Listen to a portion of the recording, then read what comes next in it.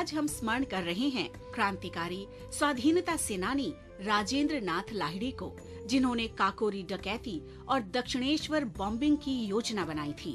राजेंद्र नाथ लाहिड़ी का जन्म 29 जून 1901 को बंगाल प्रेसिडेंसी के पबना जिले में हुआ था।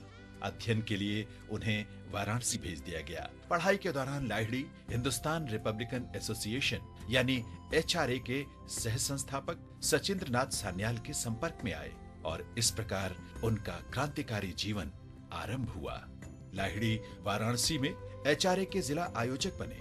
उन्होंने चारू, जवाहर और जुगल किशोर जैसे कई छद्म नामों का उपयोग किया।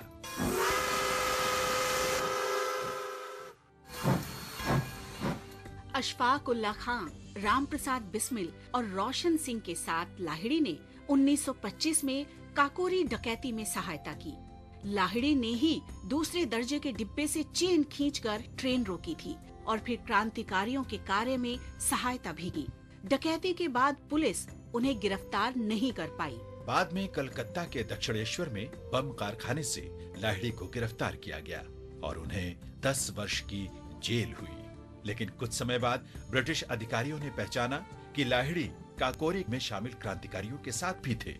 इसलिए अशफाक उल्लाह खान, राम प्रसाद बिस्मिल और रोशन सिंह के साथ लाहिड़ी पर भी मुकदमा चलाया गया और उन्हें मौत की सजा सुनाई गई। फांसी के लिए लाहिड़ी को गोंडा जेल भेज दिया गया। इस दौरान ब्रिटिश पुलिस को भनक लगी कि क्रांतिकारी लाहिड़ी को आजाद करवाने की योजना बना रहे हैं। जेल अधिकारियों ने जेल तोड़ने की क्रांतिकारियों की योजना पर अमल किए जाने से पहले ही राजेंद्र नाथ लाहिड़ी को नियत तिथि से 2 दिन पहले 17 दिसंबर 1927 को फांसी दे दी गई। शहादत के समय लाहिड़ी मात्र 24 वर्ष के थे। इस महान क्रांतिकारी को हमारा शत शत नमन।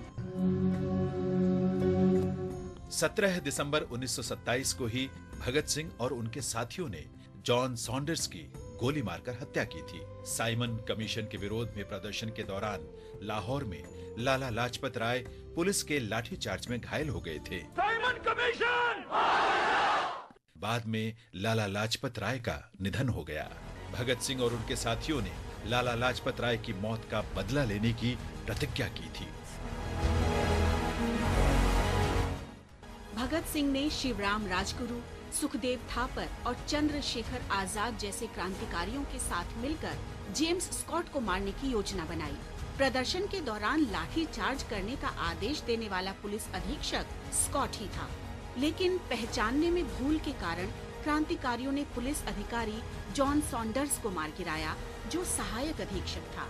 उस घटना के बाद दुर्गावती देवी की सहायता से क्रांतिकारी वहां से बच निकलने में सफल रहे। पुलिस ने क्रांतिकारियों को पकड़ने की जी तोड़ कोशिश की, लेकिन असफल रही। उस घटना का स्मरण करते हुए जवाहरलाल नेहरू ने कहा था कि भगत सिंह अपने कार्य के कारण ही लोकप्रिय नहीं हुए, बल्कि लाला लाजपत राय के सम्मान और उनके माध्यम से राष्ट्र के सम्मान का प्रतिशोध लेने के कारण ऐसा हुआ। ऐसे वीर क्रांतिकारियों को हमारा शत शत नमन।